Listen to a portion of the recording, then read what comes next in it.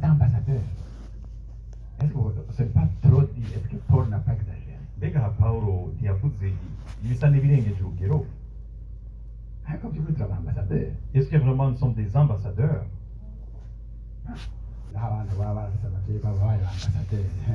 Peut-être qu'il y en a qui ont eu des parents qui ont été ambassadeurs.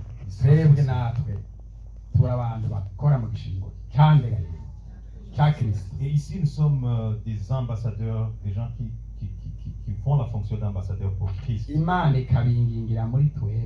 Et Dieu les exhorte en nous. Et il vous dit, soyez réconciliés avec Dieu. nimwuzure n'imana. Soyez réconciliés avec Dieu. Haleluya. Ijambo mfise muri kino gitondo, La parole que j'ai sur mon cœur aujourd'hui. nimwuzure n'imana. Soyez réconciliés avec Dieu. Kuzura n'imana. Être réconcilié avec Dieu. Kuzura n'imana. Être réconcilié avec Dieu.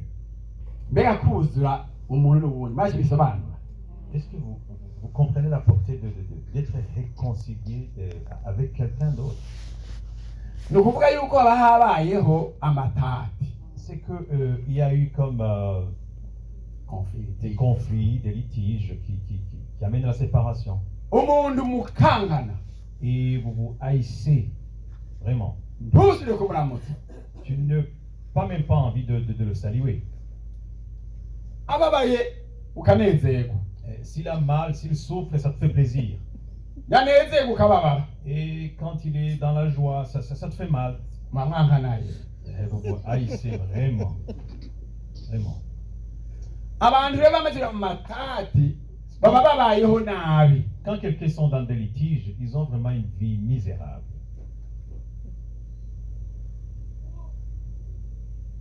Kandi haba habayeho urubanza muri bo.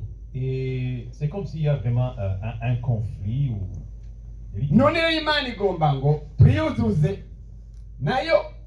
Et Dieu veut ici que nous nous réconcilions avec Tumaze lui. kwiyuzuza nayo, Et quand nous sommes déjà réconciliés avec lui, tujye twiyuzuza hagati yacu. et soyons réconciliés entre nous. Umuntu rero ashaka kuba atuzuye n'ubundi. Quelqu'un peut ne pas être réconcilié avec son prochain. Urashaka no kutuzura wowe ubwawe ukagira ingorane. Même en toi-même, tu peux ne pas être réconcilié avec toi-même. Ukumva urimo babiri. Et tu te sens comme si tu es, il y a un dualisme, et tu es comme deux personnes dans la vie seule. Ukicira imanza. Et tu te condamnes toi-même. Ngibyo wakoreye umuntu ntanabimenye. Ce que tu as fait à quelqu'un et que même cette personne ne le sait pas. Mugabo wowe ukumva ko babaye ko kuti nange ukora ikintu kibi nta byatsi. Mais toi, tu te sens accusé en toi-même. Kandi afise uwundi muntu muri jewe ntazi wari aranyagiriza. Donc tu as vraiment une conscience, une autre personne qui est en toi qui t'accuse. Hamukamutsinda ahandi kagaruka. Des fois, tu te justifies et des fois, ça revient. Ukaryama wamutsinze bukeye ugasanga yagarutse.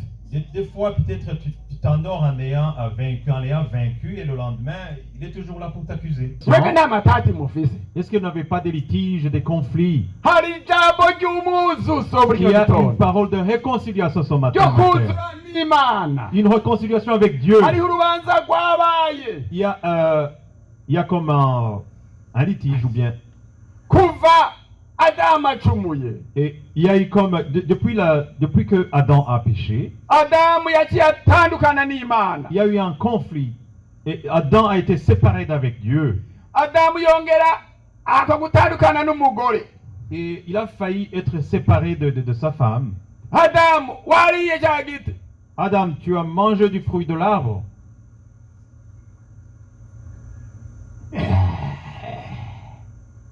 Si jewe exactement c'est pas moi.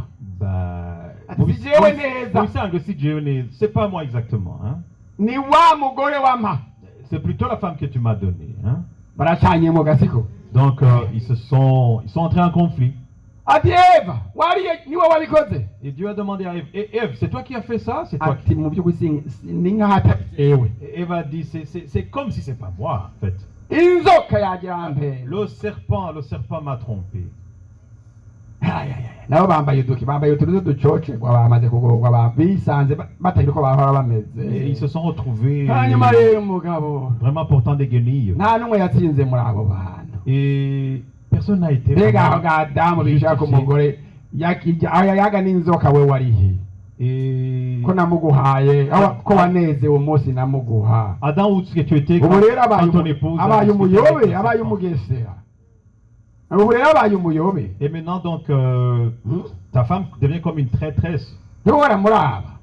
Où est-ce que tu étais? Pourquoi elle est allée discuter avec le serpent? Est-ce que tu ne devais pas être avec elle? noneho baramuyagisha neza aheza kuza kuyaga n'inzoka.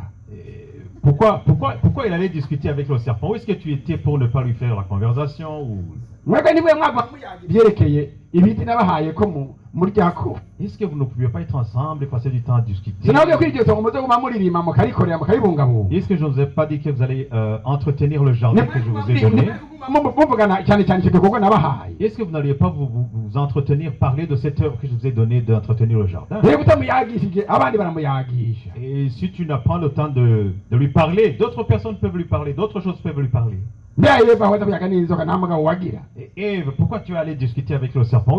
Où était ton mari? T'avais pas ibiganiro demandé? ibiganiro mugande se naribahaye mwebwe. Les discussions ou des choses à parler, est-ce que vous n'en avez sinabahaye pas? ibikorwa byose tuba mukora mukamererwa neza mukarya mukamererwa neza. Est-ce que je ne vous ai pas aho donné wayaga n'inzoka inzoka mwaramuyagira. une œuvre à faire pour que vous soyez vraiment équilibré? Pourquoi tu es allé discuter avec ce sena serpent? kuye uza gufasha Adamu. Est-ce que je ne t'avais pas donné comme mission d'aller wibye inzoka aider, inzoka ton wayifashe mari? iki wewe. Qu'est-ce que tu étais allé pour aider le serpent? Qu'est-ce que tu faisais là? inzoka yararuciriwe nyine murabizi ko inzoka n'ubu ntiyahariwe ntiyapfiriwe inzoka n'ubu Le serpent était un bon bouc émissaire, vous savez. ibyaha bica birabandanya Imana irababara. Et les péchés ont continué et Dieu. ntibari kurindira Imana ntiyamiza ku kagoroba ntiyamiza ku kagoroba. Mais Dieu venait chaque soir pour discuter, pour iyo gira parler. icyo kibazo nteye ndaza kukibaza rega Imana yamiza ku kagoroba iraza kuza. Et Dieu devait venir le soir. rindira ku kagoroba Imana iraza kuza uraza kuyibaza nawe ibyo bintu. siko rindira ku kagoroba Attendez le soir, Imana Dieu va venir et tu vas lui demander. yamiza ku kagoroba urayibaza. Il vient tous les soirs et tu vas lui demander. ku mugoroba hari kera bivuze ku mugoroba Est-ce que le soir c'était ku vraiment? kagoroba Imana yamiza. Puisque ntibari kwihangana iki kibazo nicyo urakoze genda mvaho rero ariko jewe ndabibaza uraza tuze guhurira kuri yo. Donc la question que le serpent leur a demandé, est-ce qu'ils ne pouvaient pas attendre le soir baracumura Imana irababara. pour trouver une réponse auprès de Dieu? baracumura Imana irababara. Ils ont péché abantu barababara. et Dieu était vraiment hanyuma rero abantu n'était pas baguma content d'eux. bacumura Et ils continuaient à pécher. baca barankana. Les hommes continuaient à abana pécher. babyaye Ils barankana. se détestaient entre eux, même les enfants. Abeli na Kayini Caïn et Abel baca barankana. se sont vraiment détestés. cyane cyane Kayini niwe yanse Abeli Et surtout Caïn qui a détesté son frère aca Abel aramwica. jusqu'à le tuer. hanyuma barameki Et après on a eu la bagenda bakora descendance ibyaha la byinshi. mère qui a fait des péchés. nanishe umuntu ndamuhoye igipfupfuri. Puisque lui il a dit, je me suis vengé sur quelqu'un qui m'a frappé jusqu'à avoir une enflure. igihe cyane abantu bakora ibyaha byinshi.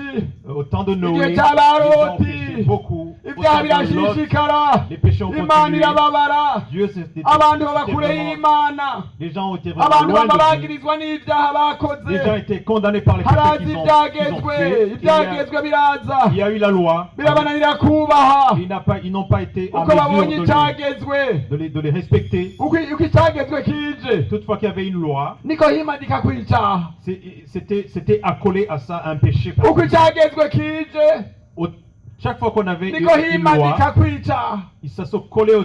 uko Imana ivuga ngo ntugasambane Si Dieu dit, abati ne commettez pas d'adultère, ntiyanze gusambana rero ko ari uko ndabi ibyo ari byo. et les gens disaient, ok, ntukifuze nca nifuza. je vais commettre l'adultère. ntukabeshye kubesha ni gute. Quand il dit ne mentez pas, et les gens disent, ibyagezwe mais rero comment est-ce qu'on ment? byari bigororotse ari byiza. Donc la loi était juste. ebwe biryera ari sene La loi était vraiment sainte. ariko umwana w'umuntu biramunanira kubaha. Mais l'homme n'a pas pu respecter la loi. ataguma acumura. Et il a continué à pécher. maze rero bimaze kuba uko abana b'abantu birotuva bose abanyabyaha. Et tous les fils des hommes, ou bien tous les hommes se kuko retrouvaient biravuga ngo pécheurs. ingiro y'icyaha no gupfa. Parce que la parole dit que le none rero salaire du Imana péché, c'est la yamaze mort. kubivuga Dieu l'a kandi déclaré. Imana ni juste. Et Dieu est souverain et juste. ibwirizwa gukora uko yavuze. Il doit accomplir tout ce qu'il a dit. mu ruhande rumwe Imana icyo yavuze ntigihinduka. D'un côté, Ingero ce que Dieu a dit ne peut pas y'icyaha changer. Le salaire du péché, bwa mu c'est rundi la ruhande mort. naho iragororotse irakundana siko. D'un autre côté, c'est un Dieu igomba d'amour. igomba no kuharira. Il veut aussi justifier ou bien il veut pardonner. il est juge Il est juge. kandi umujije saint N'umucamanza agororotse. agororoka siko. none donc ibwirizwa gukurikiza icyo yavuze. Il doit respecter, il doit honorer sa Muga mu parole. rundi ruhande naho igomba kubabarira. D'un autre côté aussi, il doit pardonner. None abantu bose baracumuye. Et tous les hommes sont trouvés pécheurs. Ikirabafata bose. Et il les a tous pris, sans exception, Ikibyiyumvira ngena bizogendera bafunga. tout en pensant comment il va accomplir ça. Murabona Il iyo les umuntu a comme yakoze ibyaha emprisonnés. bakamufata yakoze ibishano baramufunga. Quand quelqu'un a commis un péché, on l'a pris. Niko byanditse ya mu Baroma hagene 11 kuri 32 muze C'est ce qu'on murahasoma. trouve en Romains 11. 11 kuri 12 kuri 32 C'est ce qu'on trouve en Romains 11, 32. haba ngo kuko Imana yugaraniye abantu bangahe bose mu mugararizo kugira ngo ibagirire imbabazi ari bangahe. Amen.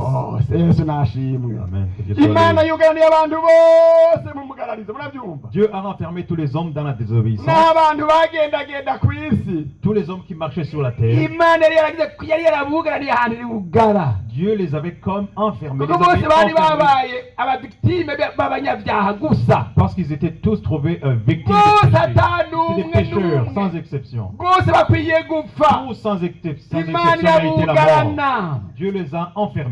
Twese twari twugaranye.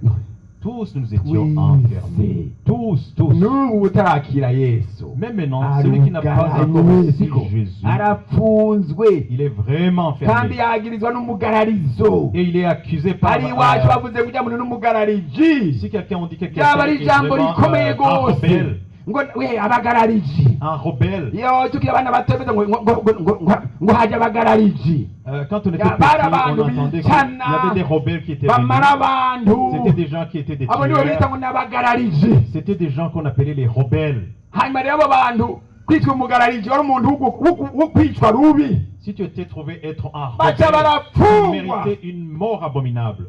Yesu Alors, acaraza. tous ont été enfermés. Haleluya. Et Jésus Yesu est venu. acaraza. Jésus est venu. Yaba ngo jewe ngo ndaje C'est pourquoi il a dit, ngo kuko ijambo ry'uhoraho riri kuri jewe c'est pourquoi il déclare, je viens parce que la parole de uhoraho Dieu est sur moi. yarandobanuje amavuta Dieu m'a oint ngo par son huile, mbwira ubutumwa bwiza abafite imitima imenetse afin que je dise la parole de Dieu à ceux qui ont des menyesha cœurs meurtris, abarindwa ko barekuwe et que je déclare pour ceux qui sont comme emprisonnés, qui sont libres, n'imbohe ko zugururiwe.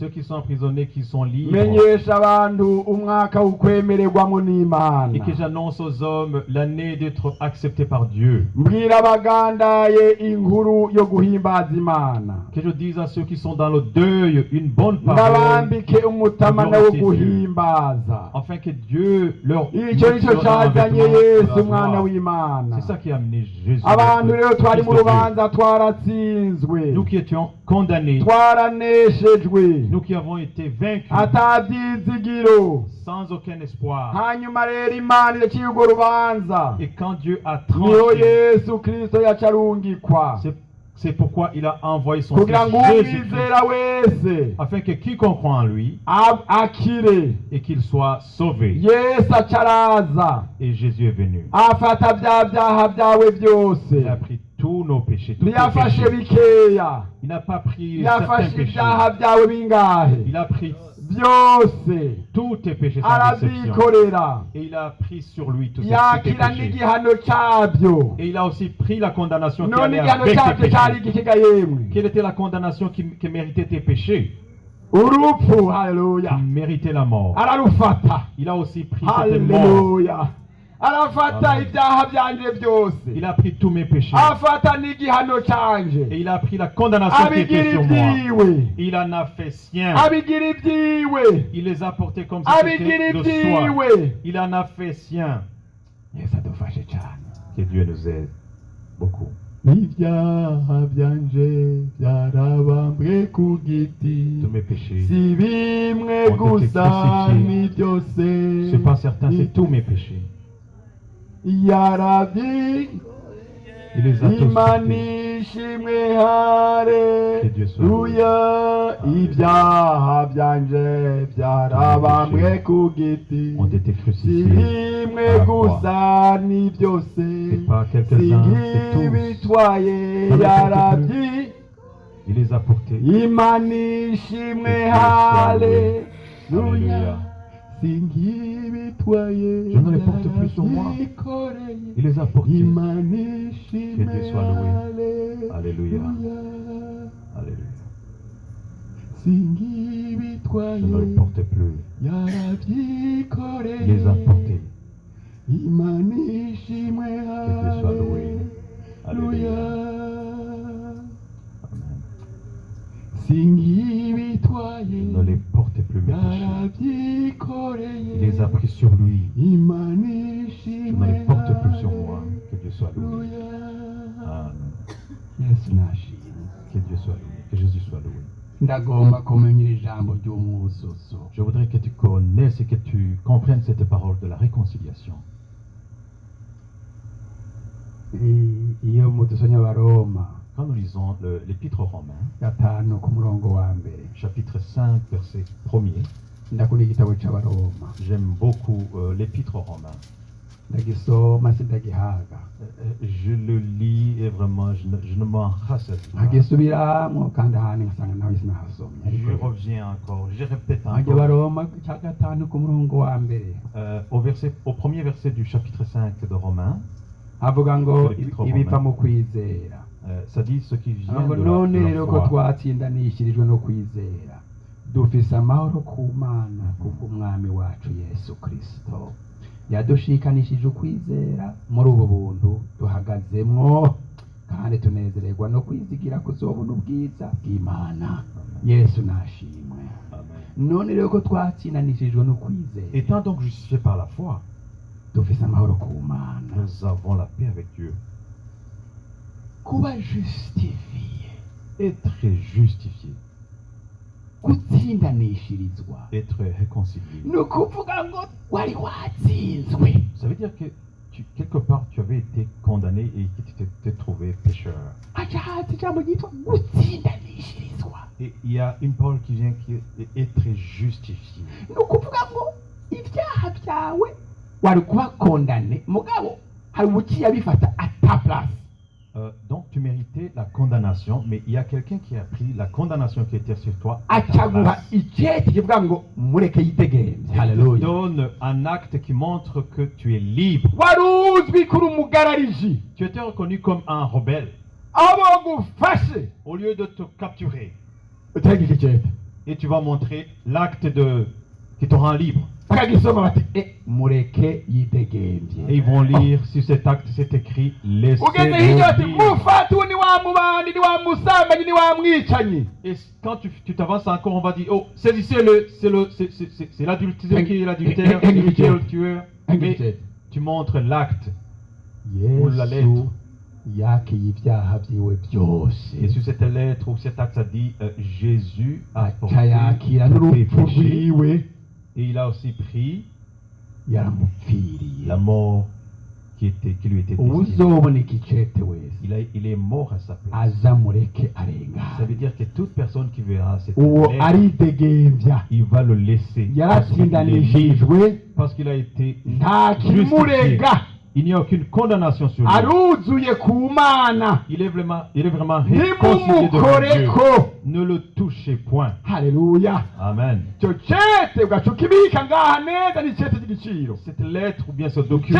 c'est Cete vraiment quelque chose de cy'ugutsindanishijwe valeur. ni cete cy'igiciro. Ce document qui montre ta Ni justification, cete ta réconciliation. cyanyujuje n'Imana, Le document qui t'a vraiment réconcilié avec cyanduzura Dieu, n'Imana banaba mu kirundi siniko que tu es pleinement réconcilié avec ni Dieu. ukuvuga ngo twe n'Imana turuzuye neza Ça veut dire que- neza, ça veut dire que moi avec Dieu, nous avons une plénitude. nta konfuri, nta Une rubanza, plénitude nta de réconciliation. matati, Il n'y a point de litige, il n'y a point de conflit entre moi et mon Dieu. twaruzuye. Nous avons la plénitude de C'est réconciliation. l'attestation de liberté. Et Hallelujah. Hallelujah. Amen. Yesu Kristo yaransindanishirije, Jésus-Christ m'a justifié, maraso m'a yiwe yanyogeje réconcilié. ibyaha byanje byose. Son sang a lavé tous mes péchés.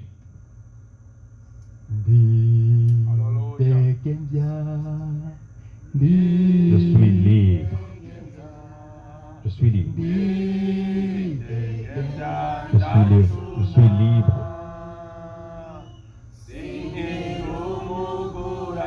Je ne suis plus esclave. Je vais quitter ce monde, cette terre, pour aller au ciel, chez mon Père.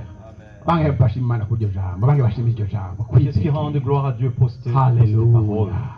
Yesu nashimwe. Que Jésus soit bange loué. mugabo bifuza kwitekenya rwose. Qui veut Ega vraiment mwitekenya être mukibuka libre, pleinement libre. kwitekenya. Haleluya. Ndagomba kuzura n'Imana. Je veux être vraiment pleinement réconcilié avec Dieu.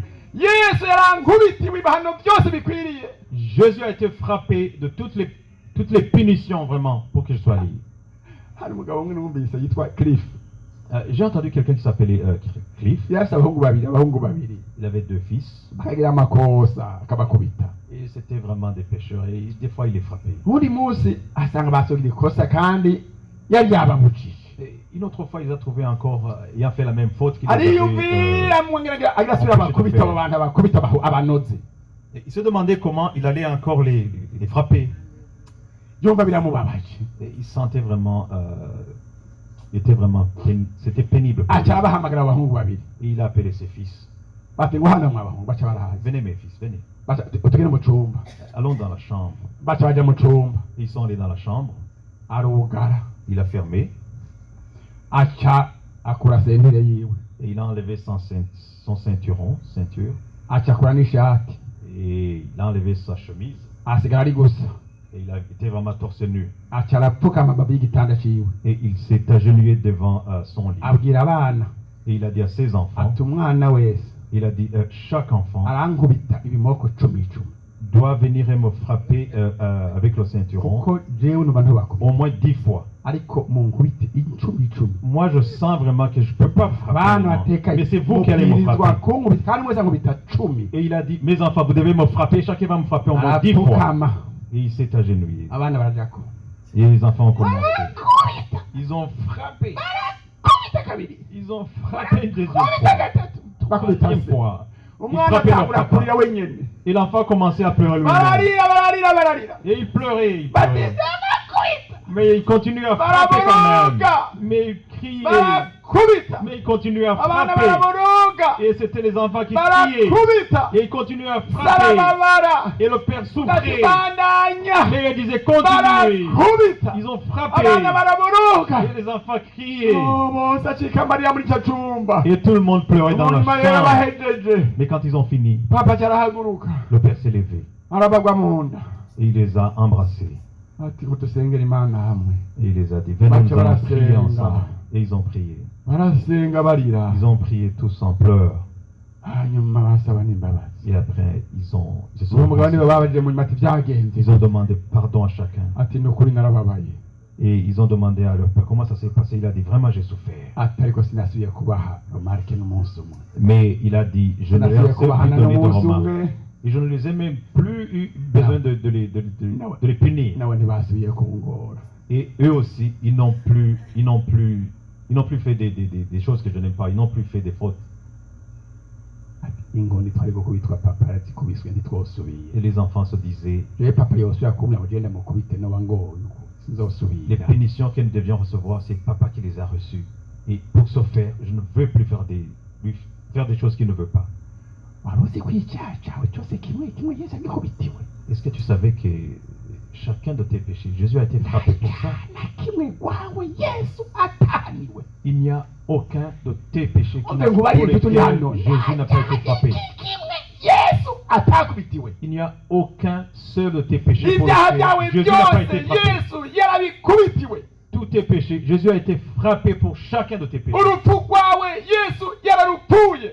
La mort qui t'était destinée, c'est Jésus qui l'a prise. Il est mort Yarakubambiwe pour ça. wewe ntukibambwe. Il a été crucifié à ta place. Toi, tu ne peux pas Ibyaha prendre byawe d'être byose crucifié. warabihariwe. Tu as eu le pardon pour tous tes péchés. Haleluya. Amen. Imana yakunze umwana w'umuntu. Dieu a tant aimé Imuha umwana wawe l'homme. w'ikinege umwe Yesu Kristo. Et c'est pourquoi il a Atigeze donné son akora fils icyaha unique, na kimwe. qui n'a point péché. Imana imuhindura icyaha ku bwanje. Et il a changé, il a fait Kugira ngo muri we nanjye péché, mpinduke kugororoka kw'Imana. afin que nous puissions être transformés comme la Haleluya. afin que nous puissions trouver la justice de Dieu. Haleluya. Haleluya. Ubwo ni ubutumwa bwiza. Ça, c'est la bonne nouvelle de Dieu. Yesu ntiyapfiriye abamarayika. Jésus n'est pas mort pour les saints, pour les kandi anges. abamarayika nabo bacumuye Parce que ce n'est pas les anges qui ont péché. n'abamarayika baracumuye Même les anges ont péché. ntimubizi Et vous savez, satani yari umumarayika akomeye cyane Satan était igihe un yacumura ange de ntiyacumuye lumière. wenyine hari abamarayika benshi bari kumwe nawe Quand il a péché, il a biriya emporté ngo dans sa rébellion barakorowe siko d'autres anges. bagiye ikuzimu La parole nous a dit qu'ils ont été, ubu n'abadayimoni ils ont été envoyés dans les ténèbres. n'abadayimoni rero C'est des démons maintenant. biriya rivuga ko bigeze bajya abantu yesu abapfira La Bible nous dit que Jésus n'est jamais mort pour ces Mais bon, anges rebelles. bobo nta mbabazi kumwe bari bakeneye ntabyo nojamo ko biragoye Je ne sais pas biragoye si, est-ce qu'il n'avait pas besoin de pardon? Je ne vais pas jusque-là, je ne sais pas. ariko imana ikiyumvira jewe Mais ce nowa que je sais, Dieu a pensé à moi. je ne sais pourquoi dans sa grâce Sinzi igituma Jésus m'a ubuntu tant bwiwe aimé Yesu yankunze ukomeye uko. pourquoi par son sang il efface Kubera iki ma kubw'amaraso yiwe dette et mon péché ahanagura ibyaha je byanje. sais quand N'umwenda lui wanjye. j'ai la vie Mugabo ndazi ko muri we mfise il m'a ubugingo. sauvé dans Yarancunguye son amour kubw'urukundo rwiwe. et gardé par sa main meurtrière. Kandi nzigamwe n'ikiganza ciwe J'attends cacumitswe. l'heure de son retour. N'indi isaha y'ugaruka kwiwe. Haleluya. Amen. ndanezerewe cyane Je suis vraiment dans kubera la yuko joie. niteze umunezero uhambaye Parce que j'attends vraiment une grande joie. ndanezerwa cyane Je suis vraiment dans kuko la joie. yesu ibyaha byanje byose yabyikoreye Parce que Jésus a porté tous mes péchés. ndanezerwa cyane C'est vraiment une grande iyo joie pour moi. nibutse ko napfanye nawe Quand je me rappelle que je suis mort nkazuranwa avec nawe lui et que j'ai été ressuscité avec lui, ndanezerwa cyane je suis vraiment iyo dans une nibutse ko grande joie. yatsindanishirije Toute la fois que je me rappelle qu'il m'a ndanezerwa justifié, cyane je suis vraiment iyo dans une nibutse grande ko joie. yangabiye ukugoroka kwiwe Quand je me rappelle qu'il m'a donné ndanezerwa le don de cyane sa justice, iyo nibutse ko ndabaye umwana je suis w'imana vraiment dans une grande joie. Quand je umwana wo muri me rappelle famiye yo mu que ijuru je suis maintenant uyu un munsi enfant de Dieu, ndidegemvya que je suis dans la uyu munsi famille divine. mfise amahoro ku mana Aujourd'hui, je suis libre icyo de la gitabo paix ko devant Dieu. twatsindanishijwe kubwo kwizera Ça veut dire que nous avons été justifiés par la foi. mfise amahoro ku mana data wa twese J'ai la paix devant Dieu. kubw'umwami wacu yesu kristo Grâce à Jésus. haleluya Alléluia. ndagomba ngo mumenye ijambo ry'umwuzuzo Je voudrais que naho imana mwoba barayicumuye ku ibyaha vous connaissiez byinshi la parole de la ubutumwa réconciliation. bw'umwuzuzo twarabuhawe Même si vous avez péché contre Dieu, mbere twabwiye bivuze ngo yaduhaye igikorwa cy'umwuzuzo ministeri la parole nous a dit que nous avons eu niko twasomye Le ngo ministère. twarose igikorwa nous cy'umwuzuzo avons vraiment la fonction ministère de la réconciliation du ministère de la réconciliation. ministeri murumva ministeri ntabwo icyo ari cyo Ubushikiranganji. n'igitangaza niko hari mu gifaransa niko twasomye Et en français, ngo c'est comme ça. Le twarose ministère. igikorwa cy'umwuzuzo C'est vraiment une hariya mu fonction de burundi nyuma réconciliation. y'izi ntambara zose abantu benshi bagiye bashyira ama ministère de la réconciliation Dans notre pays, on a eu abantu bose ministère de la réconciliation ubushikiranganji bwo gusubiza abantu hamwe. bose bagira amasosiye amashyirahamwe amaorganisation ama ONG On a eu des associations ya réconciliation de réconciliation. abantu baraba ubwabo baracyari imbohe Mais si tu regardes ces personnes, ils sont encore abantu condamnés. bose n'imbohe z'ibyaha Ils sont comme encore, n'imbohe z'ubushakanyi ils sont encore vraiment, n'imbohe z'amacakubiri ils sont encore dans les n'imbohe péchés. z'ubusuma Ils sont vraiment, bakagira ngo bagomba bafashe kugwaruka ils sont comme des prisonniers. abandi du bagomba péché. bafashe ngo abapfakazi Les uns se disent on va aider abandi bagomba les bafashe jeunes, imfubyi les veuves, les orphelins. bagahita basaba amahera harya i buraya bose muri za union européenne Et ils vont en abandi Europe dans muri des organisations amerika pour siko chercher des aides. tukandika amabije manini Et on manini écrivait des budgets. tukajya duhembwa rero Et on tukajya avait turya un bon neza salaire. Et on avait une bonne vie. jewe nakorera muri world vision nahakoze rwose J'ai travaillé Quand dans on a une mis grande le programme organisation, des enfants. World Vision. nakorera muri programme des enfants Et je travaille dans le programme des enfants. programme y'abana Et bita ngo enfant nécessita une protection spéciale abana bakeneye ubufasha budasanzwe. aho niho nakora rero C'est jewe là où je travaillais. nari cegera c'umuzungu J'étais vraiment la jointe. hanyuma rero tukajya tugira amanama y'amabije Et on faisait des réunions pour le nyakubahwa réfugié. muzungu ukwiye kutwongera ngaha Excellence, iyi Monsieur bije Leblanc, y'umwaka uza tuyiduze il faut ajouter le budget ya pour son muzungu programme. turakundana nyamuzungu n'ubu C'est vraiment n'ubu turacyari abagenzi Cette personne blanche. iyo muzungu rero akazatwongera imishahara Et n'abandi bakozi twakoresha Donner des bagaca banezerwa bati de salaire. aho nawaziriye twahembutse Et les gens étaient contents. Ils disaient, quand Noé est venu, yo bagaca baryoherwa ko nukuri bonge bagashahara on a eu vraiment une promotion. On a augmenté le salaire. ariko imfubyi zama zironka vya bindi Mais les orphelins recevaient toujours la même chose. hari aho twaha impene zitatu Il y en a à qui on donnait 3 chèvres. ariko abandi tukabaha utubuto two gutera Les autres, on leur donnait des semences pour planter des... ariko amahera menshi yari ya World Vision n'abakozi bayo Mais le gros du montant, c'était pour les salaires des travailleurs de World Vision. ariko izo mfubyi zararira Mais ces orphelins, ils pleuraient. iyo turushe nta kuzigendera twaturushe Et si on était fatigué pour les visiter, ben...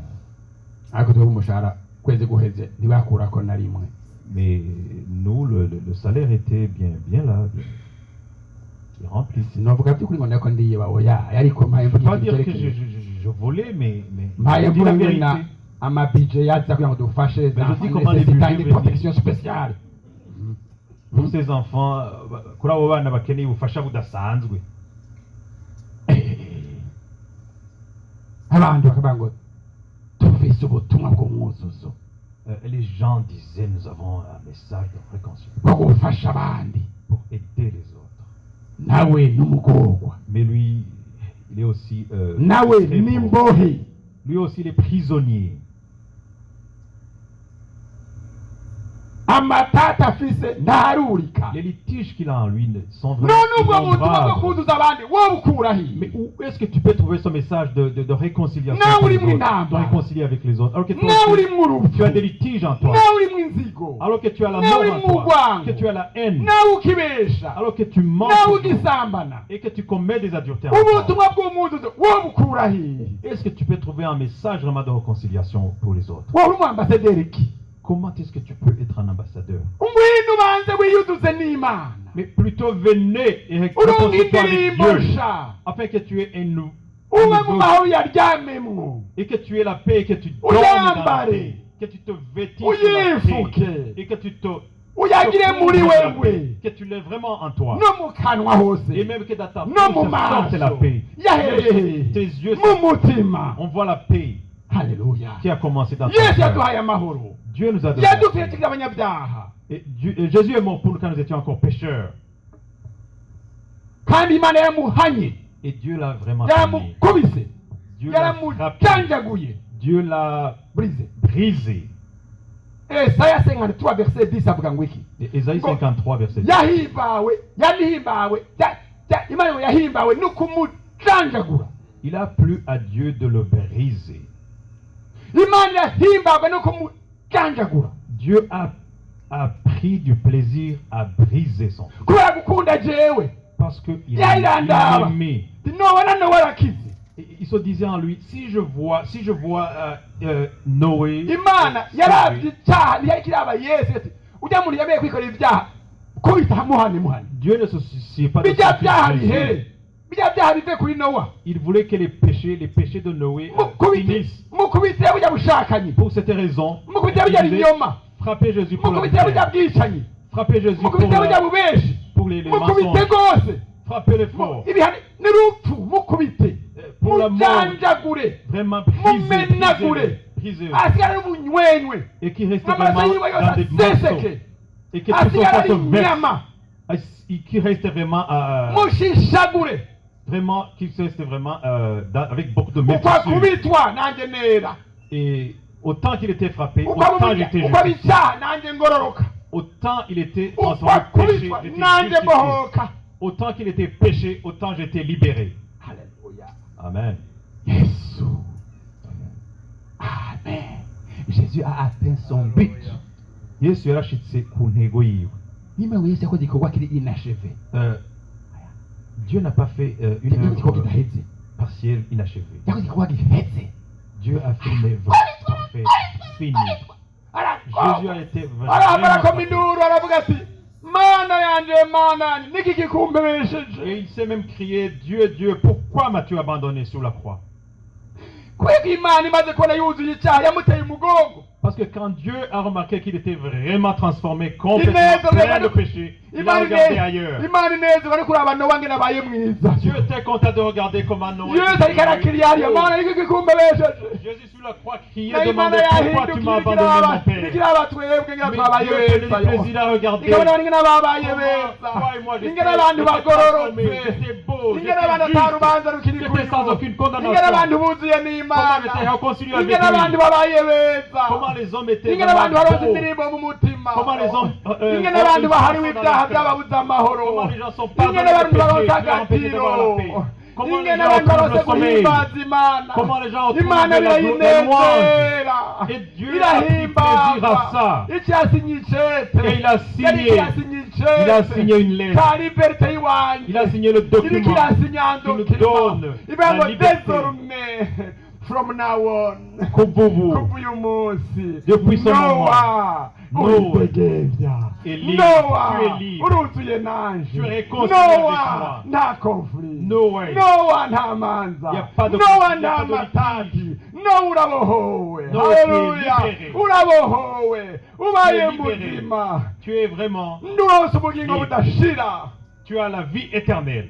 yesu nawe mana yanje mana Et Jésus sur la croix Ni s'est qui crié, compte, oh mon Dieu, mana yanje pourquoi mana tu m'abandonnes? kutigeze umpeba Tu ne m'as jamais ntiyavuze ngo abandonné. data data byari byahindutse Il n'a pas dit, ntiyavuze Père, ngo Père. umusenga ati mana Il a mana dit, mon Dieu, niki kikumbebesheje c'est pourquoi aragwana tu iyo m'as ntambara yo abandonné. gutandukana na se Il a Aho niho hantu habaye combattu icyo ce bita combat urupfu de la spirituel. séparation avec Dieu. aho niho yapfuye mu buryo bw'impwemu C'est là où il est mort yapfuye mu spirituellement. buryo bw'impwemu imbere y'uko apfa mu mubiri Il est murabyumva mort spirituellement yabanje avant gupfa d'être mort spirituellement physiquement. aratandukana na se Yabanje- agira umubabaro Il a été séparé de son père. aragira umubabaro utovugwa Il a eu vraiment une aragira douleur intundu indescriptible. aragira umubabaro ukomeye Il a eu vraiment de kandi la yawuhereye peine kuva akiri umwana indescriptible. mutoya yabyaye yesu yakuranye Et ça a indirimba commencé vraiment biribago yari azi depuis qu'il indimbi était cyari petit. cyo rangwase Parce que la parole de Dieu yari dit umuntu qu'il connaissait yakuze ce que c'est agowe l'angoisse. baba bagomba kwica Il était vraiment yari misérable umuntu depuis abantu son bose enfance. bavuma amate Tout le monde voulait le tuer depuis son enfance. yamaronderwa On kwicwa crachait sur lui. kugeza uwo On cherchait à le munsi tuer. ari Jusqu'à ku ce musaraba jour, rero quand il était sur la ibyaha croix. byose arabinesha Quand il a vaincu tous les péchés, arumva ko anesheje ngo aranesheje il a vraiment senti que kiravuga Ça y ijambo est. rivuga ngo Il a birarangiye et il a dit ati Tout est birarangiye accompli. haleluya Tout ati est birarangiye accompli. ndabyujuje Il s'est écrié, tout est accompli. Je sens que je viens de tout accomplir. Tout est pleinement accompli.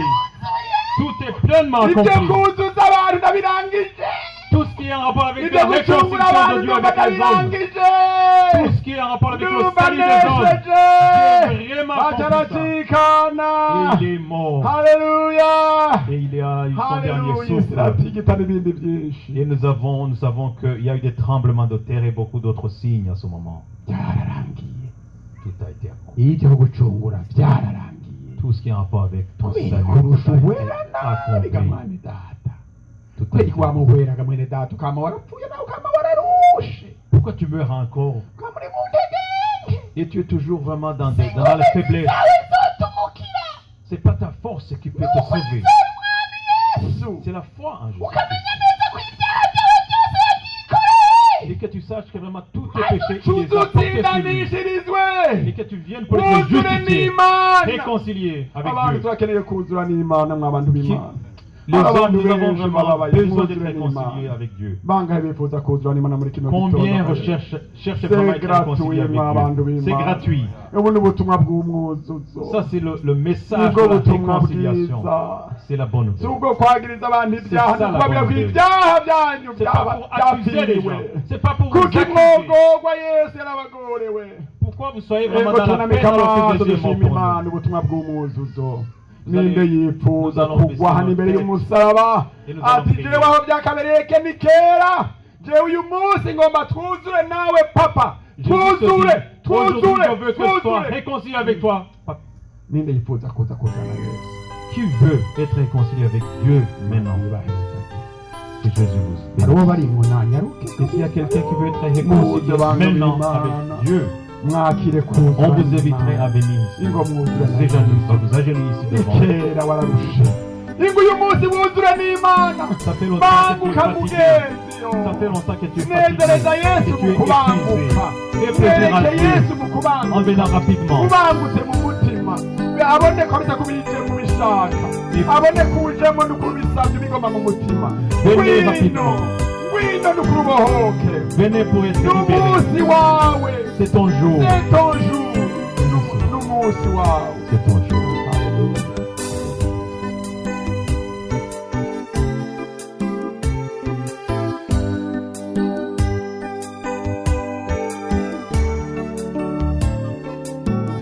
Mw'izina rya Yesu turifatanije n'ijuru mu guhimbaza Imana muri uwo munezero kukijije aba bantu Mana kuhari aba bantu utubatsindanishiriza amahoro avuye mw'ijuru abe mu mitima yabo yamasendanisha nk'uruzi yewe Satani turaguciye urubanza ntuzokongere mw'izina rya Yesu Kristo kurungarunga aba bantu aba baratsindanishirijwe aba barahariwe kubw'imyanda Satani yabateye none baraje baroze mu ruzi rw'amaraso ya Yesu ubaharire Mana ubabwira ijambo ryiza uti nugenda amahoro abaje barira mw'izina rya Yesu muri uku gupfukama bakura umunezero bakura indirimbo abaje bababaye Mana mw'izina rya Yesu Kristo